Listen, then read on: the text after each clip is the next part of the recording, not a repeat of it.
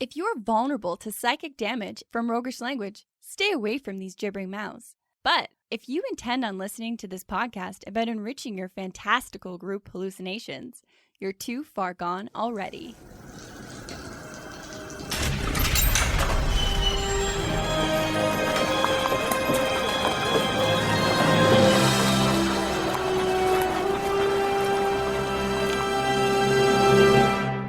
Your next game is going to look completely different, and here's why. In this episode, we find some answers to, can the slippery slope nuances of Alter Self be negated? And how can we incorporate Alter Self deeper into our characters? And how weird can we get with the descriptions of this spell? Welcome to the Hook and Chance podcast. I am Travis. And I'm his brother Jordan. We've already said the name of the spell a few times. It's definitely Alter Self. No tricks here. The title of this episode feels like borderline self-helpy. Whose fault is that? I think it's yours. I'm pretty sure you came up with it. Dang it. Were you going somewhere with that? No, I think it's borderline motivational. Okay. Alter perceptions of Alter Self. Like, I don't know. It sounds like you might hear that repeated on, say, like a meditation track or something. Okay. That's how spellcaster learns the spell. Yeah, just on repeat while they meditate. Yeah. Well, as relaxing as that might be in people's actual games, this spell has the tendency to tear people apart. Using it can straight up stop a game for the rest of the session. And once you unlock this spell with your meditative transcendence sessions, you're having a good time, because it's one of the spells that I really like because it makes you feel like a powerful fantasy character. Like when you're facing some obstacle and you're like, no worries, I'm going to literally change my body so that I can do something here. Right. And it feels like Loki is a shape-changing little shit, but ultimately he's casting disguise self. It's an illusion. Yeah. If you were to reach through it, has this feel of, but it's not like powerful spell casting. It's just like, it's illusions. They're called illusions, Michael.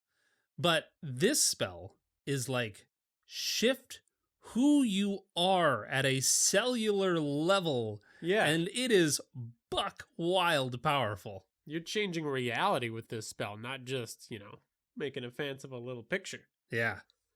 I mean, this is what Wolverine is using, kind of, when he unsheathes his claws. Wolverine vibes, I like it.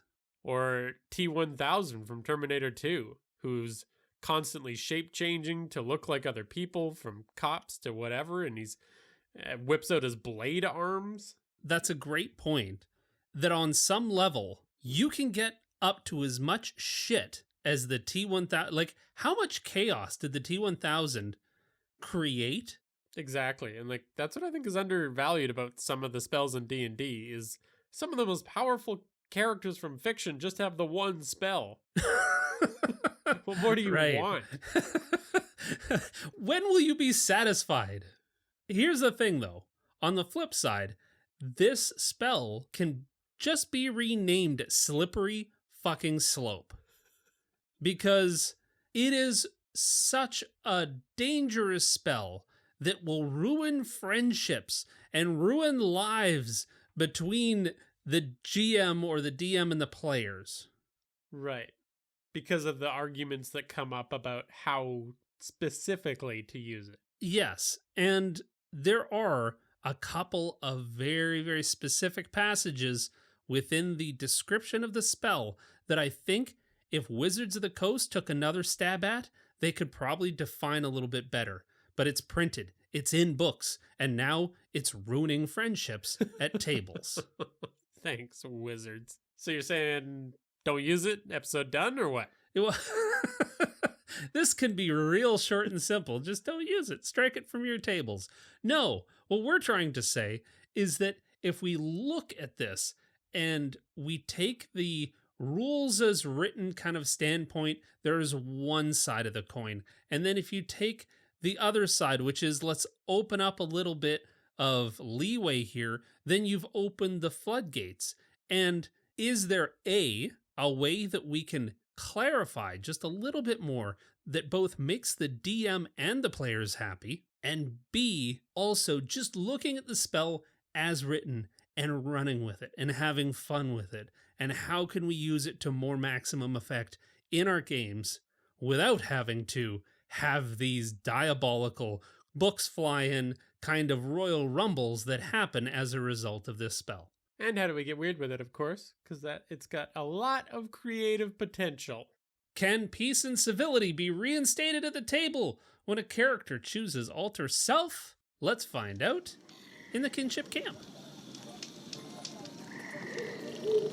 This is Kinship Camp, where rich histories and diverse quirks are explored between weary adventurers around the safety of the fire. So I think this is definitely a spell where we need to spend a little bit of time on the specific wording, because that's where a lot of these problems come from, right? Well, yes.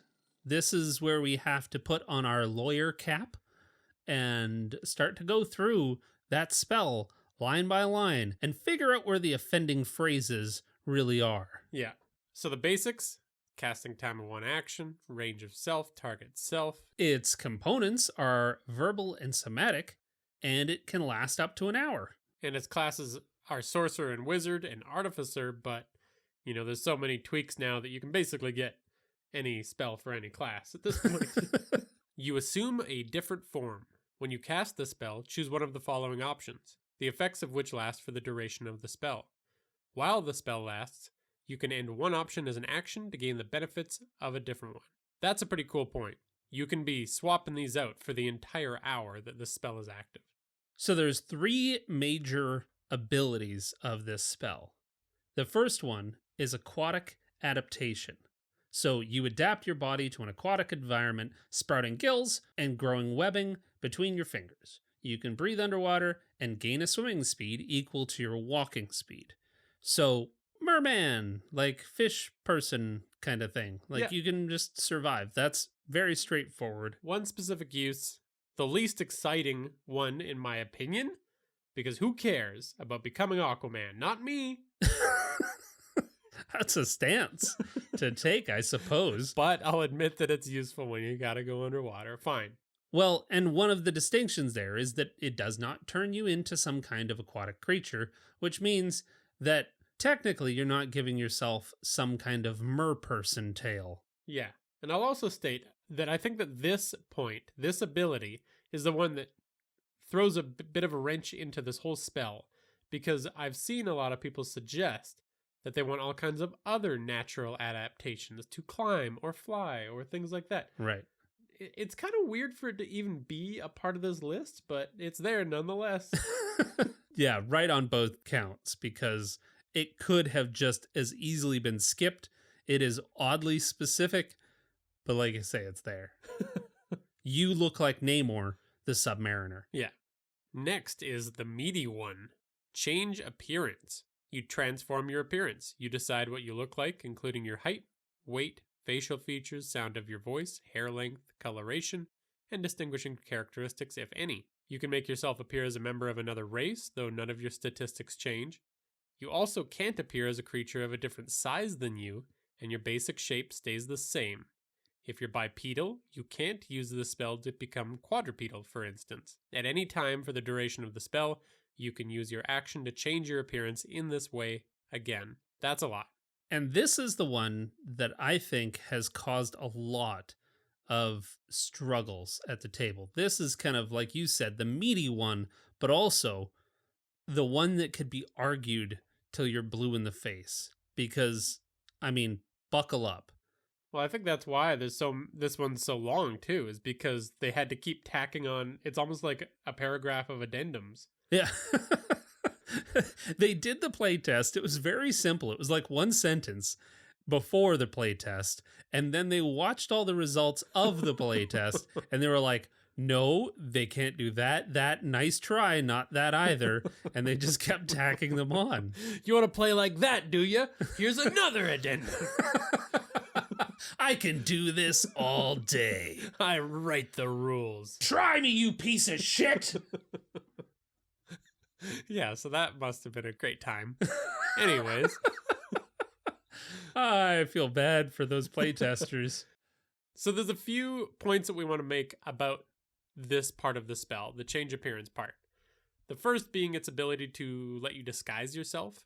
And we've already done an episode about the disguise self spell, which I encourage you to check out if that's what you want to do with spells.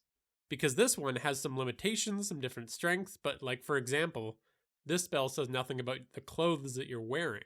This is like a alter your physical being, not an illusion or, like you said, a disguise. That there is a spell for that, and it's called Disguise Self. Yeah. And it's illusory. Now, I will say that this spell doesn't get into the specifics of if you can indeed imitate a specific person.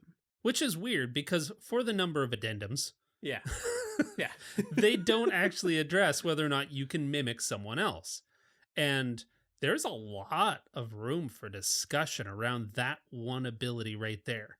Because, if you were to ask me, let's say we remove you from the room, and then somebody else asks me to come in and try my best to mimic your voice.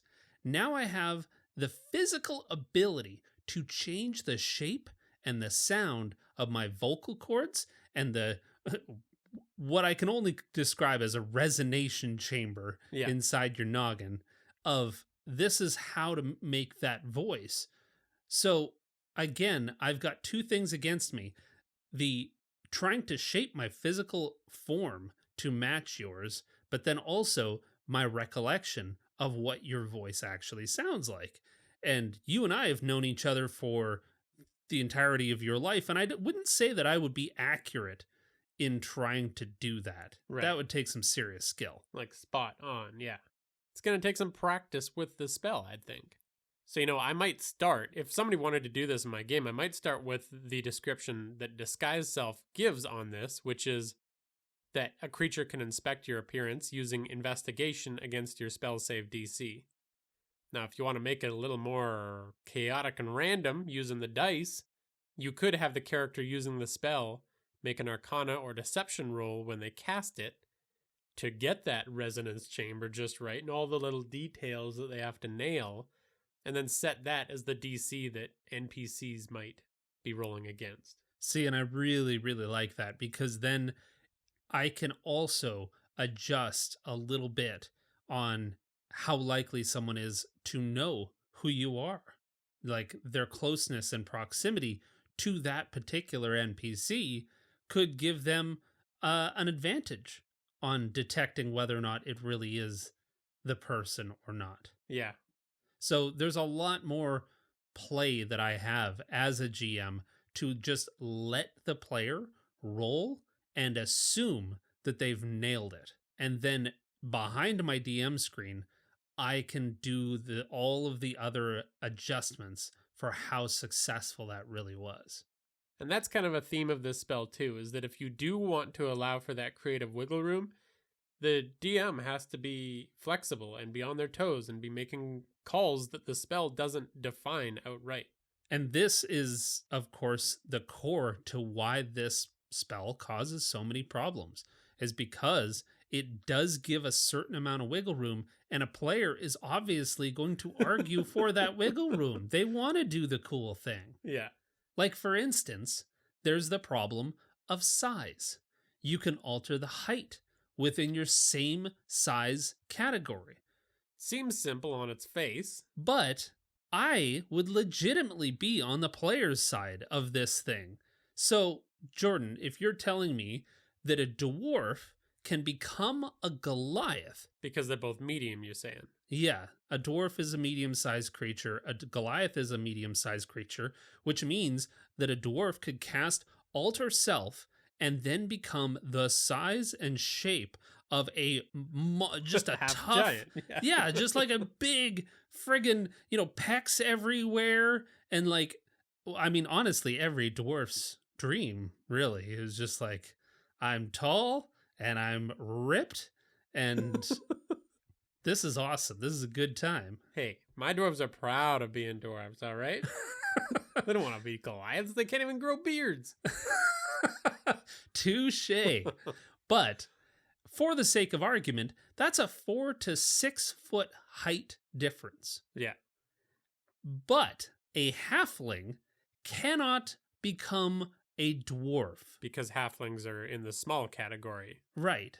Which is arguably maybe 1 to 2 foot difference. So, tell me how that makes any goddamn sense. It's a slippery slope alert right there. If I'm a player, yes, I am arguing that point till I'm blue in the face. Yeah. Why the hell can't I grow 1 foot higher to look like a dwarf?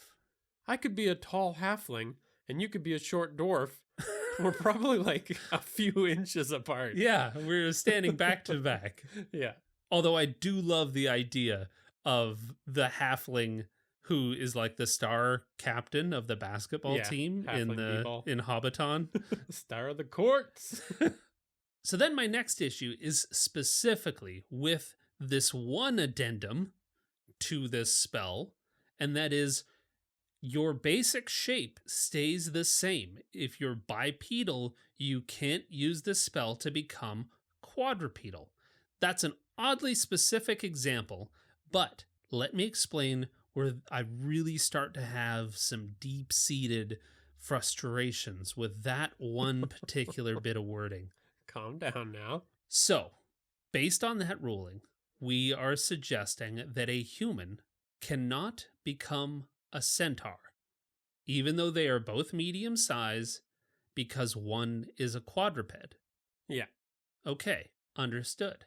You better not take this spell as a centaur sorcerer, because your options for what you can turn into with 4 goddamn legs is pretty limited. 4 legs, 2 arms. Yeah. I think you can become one of those spider people. No, you can't, because you're missing the 6 limbs on the bottom. So you can become a different centaur. You can become a different centaur. You can look like a different centaur. So then, by the same token, you can't become a 2-winged Aarakocra because they have wings. Right. Bird people. Bird people. Yeah. But you could become a Kenku because they don't have wings. Their wings are arms, sort of. And they can't really fly, can they? They can't fly. Yeah, they don't have a fly speed. So, okay, that makes no goddamn sense. But then, let's take it another level. So then you've got a 4-armed Thrycreen. Same deal. 2 legs, 4 arms. So again, it's going to be tricky. You better... I don't know who the hell you're going to turn into, because you can't change the number of limbs. Right. Well, yeah. So you're telling me that a Thrycreen is the opposite of a centaur? I never realized that. Touche. Or maybe because you have 3 sets, you could become an Aarakocra as a Thrycreen? And just pretend that 2 of the your 2 arms are wings? Wings? Yeah, sure. Maybe.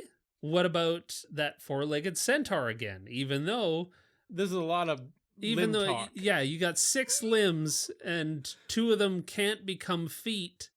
So yeah, you're still screwed as a centaur. And then what if you're playing a plasmoid from Spelljammer?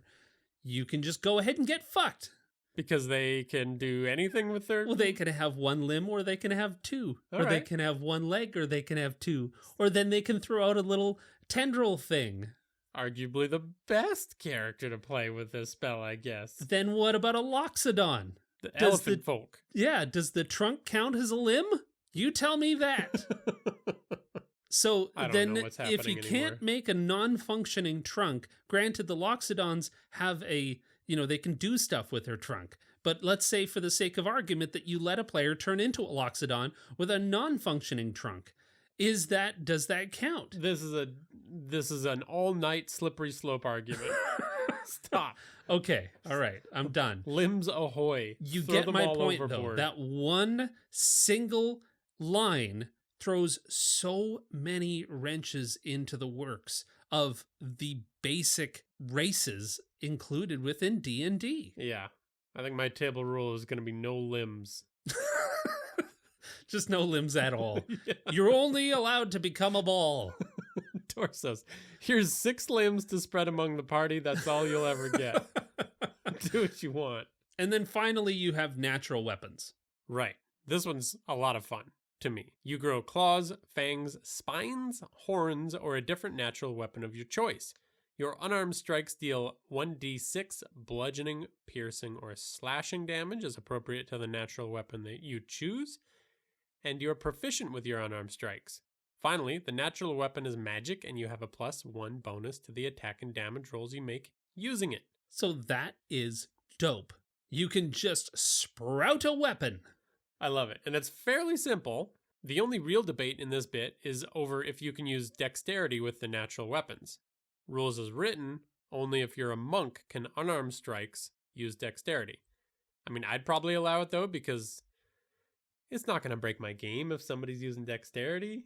I mean, you've just thrown raw right out the window. Oh, yeah, I broke it. I mean, the whole point of this is that it's like, in a pinch, you can have a weapon. Yeah. And the reason they kind of went this direction, it feels very much because they know that the 3 classes that are allowed this spell are not going to be the kind of high strength heavy hitters. Yeah, that's true. Just to have something when you desperately need it. Right. And my problem with this is that it just scales like a turd. Right. And again, I guess you're making the point that this is a backup. This isn't your main attack ever. Right. But if I am taking up a spell slot with this, like all of a sudden, one of the 3 abilities of this spell, you know, you've got a very, very situational aquatic spell. You've got tons of usage in the alter self component. But then in the melee attack space, once you get past like level 5, level 6, I mean, you're not going to use this ability for this purpose anymore. Right. But at those low levels, at the levels that you're first getting this, I think it can be a pretty amazing back pocket tool. Now, we've talked a lot about problems with this spell. Let's talk about some solutions, both for DMs and for players. Ban it all together, 6 limbs per party. The math is breaking my brain. Can you stop? Okay. So, aquatic adaptation is pretty innocuous. Nothing really needs to be fixed there. If the caster is trying to fool someone with a disguise, have them roll an Arcana check, and that becomes the DC to beat if anyone wants to investigate your appearance. Now, the limbs. What counts as a limb? I would probably rule, as a GM, you only have as many functional limbs as you have. It's a pretty safe bet as far as game breaking, can I use my extra limbs as whatever? You can have different limbs. As a humanoid, you can become a thrycreen. You can become a 4-armed bug person, no problem. You just can't use those other 2 limbs. They're dead limbs. But for the sake of visibility and fooling people, absolutely. Those exist now on you. They're just non-functional. Right. They work about as well as I can write with my left hand, kind of thing. Right. And if you're looking for a way to logic this, you can simply tell the player your brain just does not have the kind of mental pathways to utilize 2 extra limbs or even wings. As a human, or as an elf, or as a halfling, when you turn into an Aarakocra, your brain doesn't know how to use those wings. Right. It doesn't even know how to flap them. It has not built up the neural pathways to do that. So while you can look like that and you can give yourself a tail, you can't make that tail prehensile. It just doesn't work. So you're saying the brain is excluded from this physical transformation? Well, you are still you. Yeah. And as far as the size solution, you can't mechanically enjoy the benefits of a different size, but be delighted with your transformational abilities. Right. So what we're saying is, sure, grow up or down 1 size category. Right. But you just don't get any of the mechanical advantages. And I think that might be the solid undercurrent of everything that we're saying within this one particular spell, is you don't gain a mechanical advantage Yeah. for altering your appearance or your physical form. Be creative. Have fun. You don't get new abilities. That's what the other two areas of this spell are for, the aquatic and the melee ability. Yeah. So let's get inspired over this spell. We've talked about problems, we've talked about solutions, but how would we use this spell to really amp up the fun? Because it's a fucking phenomenal spell. It's so good. Right. We want to get creative, get weird. What jumps out to me first is just that this spell, because you can shift abilities mid casting as many times as you want, it feels like your entire prison escape plan. It's like every stage of the prison escape is represented here. You can shapeshift your way into one of the other prisoners or one of the other guards to say, yeah, they stole my clothes and they escaped. Let me out. And then you've got the physical melee fighting ability because they took all of your weapons. You've still got the ability to grow some wild ass bone swords and fight your way out. And then when you leap the front gate and you land in the moat or you make a sea escape, you've got another 30 minutes to make your way out of there. Fair enough. Yeah, you're getting out. You're leaving your whole party behind. Well, I mean, I'll come back for you. You say it. You don't abandon them. You save them. Yeah. You're the one that got them out in the first place. Yeah. No, yeah, you're right. I could see the potential for this in a lot of situations where, you're doing some shady stuff. You're in a campaign where people know who your character is. This is perfect. And I'd say DMs give characters with spells like this that moment to shine. Have somebody looking for them. Then they can go about their business in full disguise as somebody else. They can have an alternate persona that they even embody in the town. Have a really cool club that can only be gotten into if you're a tiefling. Or a cool club that you can only get into if you've got this spell and you have to look like one person. What? That's a great idea. Everyone looks the same. Yeah. I could see that being like a fan club in the real world. Like, this is the Justin Bieber Welcome. fan club. Well, it's funny that who we think of individually, because I was going to say it's the Ryan Gosling Club. Oh, God. Yeah. No, you already showed your hand. You're a... What are Bieber fans called? Bieblings? Batman. Bieblers? Can I change it to Batman? No, you can't.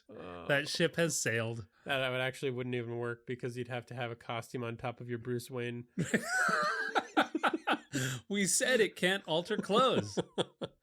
All right, anyways. But there is so much opportunity for this, whether your character could even campaign for mayor in their downtime as a completely different person.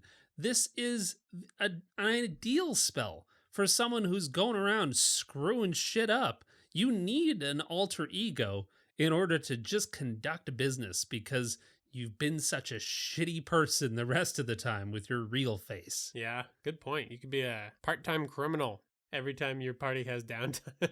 I like it. I think that's also very telling that I said you had to put on a nice face because you're generally shitty. And you implied that you could be sometimes shitty, even though you're generally nice. Yeah. Yeah, it's very right. telling of our individual personalities. I'm happy again. Another thing that jumps to mind is just the fact that as a GM, there is zero reason that your big bad can't be helping the players their entire time.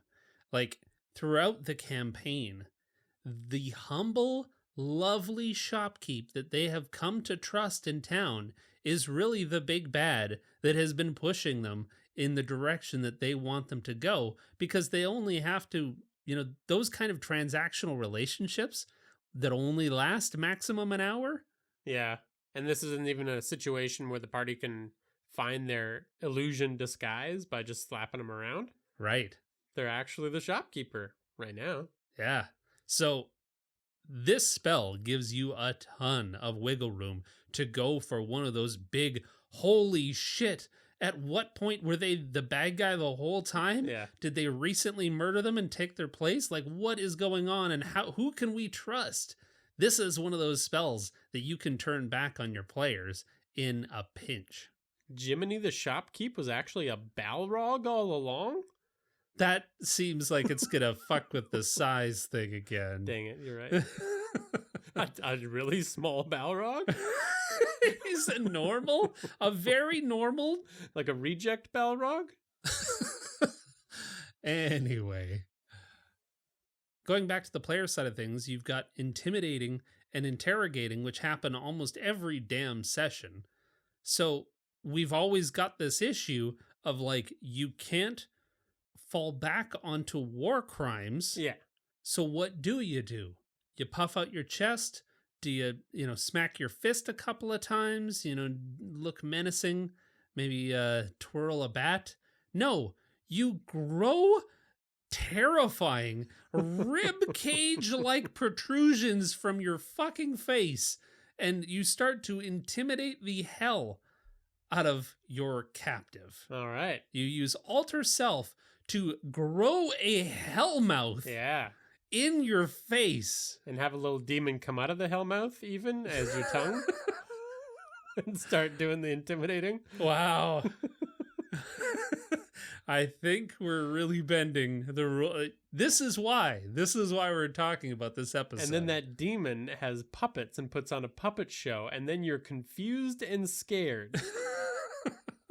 Oh my God, we've jumped the shark. All right. What about when you're trying to infiltrate the palace of the big bad? Well, look like a statue of them and have the rest of the party don general workers' uniforms. Just wheel you in. Yeah, have them pick up a ladder and a clipboard, and they look like they belong. Get a reflective vest, and you can get in anywhere. Yeah. I don't know how well a reflective vest works in fantasy. I don't know if OSHA's come a long way. Yeah. In your campaign Fantasy OSHA. I mean, we could probably riff on these forever. Yeah. I mean, ultimately, your campaign, your games are going to have some wild situations, and this spell is so flexible, and if you just stay open to it, it's going to give you some epic moments in your game. That being said, we haven't really touched on natural weapons, which is, I would venture a guess to say, is your favorite part of this spell. This is the part of the spell where my creativity just starts to spiral and it gets real weird real fast. But before I get into all of that, let's just talk about the mechanics real quick, because they are pretty decent for being that backup weapon we talked about. It turns your unarmed strikes into magic weapons that do a d6 worth of damage, which I'll admit is fairly low. But the magic, that's super useful depending on the situation. Hell yeah. And the +1 doesn't hurt either. Yeah, +1 is worth 500 gold pieces if you're buying a weapon. Right. And that's not even a magical weapon. Well, there you go. Like, that is the kind of weapon that you want to have in a pinch. And you're fighting ghosts or something that is resistant to everything but magic? Hell yeah. I don't know why you're being jailed by ghosts, but that's for you to figure out. Again, very situational. Ghost jail doesn't happen every day. That's the beginning of a campaign. You all wake up and there's a ghost in front of you. All right, welcome to ghost jail. You really fucked up this time. But the flavor of this spell, that's what I get excited about. Because they're natural weapons. And this includes all the classics, basically what it describes in the spell, from the claws and the teeth, whatever. But don't forget some of the other odd weapons of nature, like antlers, tusks, tentacles, hooves, pinchers, beaks, scorpion tails. No other additional limbs. What if it's just flavor? Well, that was my point. It was, what if it was just flavor? You're right. You don't need a scorpion tail. You know, the little stingy bit at the very end? You've got that at the end of both of your arms. Yeah. But as long as you're staying within the confines of the fact that it doesn't give you any extra attacks, and it just does that magical 1d6 plus 1. Flavor it however the hell you want. Yeah. And then you start twisting a little bit, because These weapons don't need to have a damage type that corresponds to the logic of them necessarily. Like, what about razor-sharp tentacles? And then you get into the fact that you could have unnatural natural weapons. And I know that gets a little confusing, but what D&D means by natural weapons is just that they're a part of the wielder's body, not that they're in any way occurring in the natural world.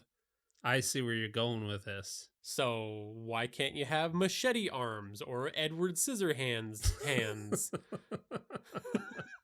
You can, flavor whatever epic, cool weapon that you want as a body part, and there you go. Right.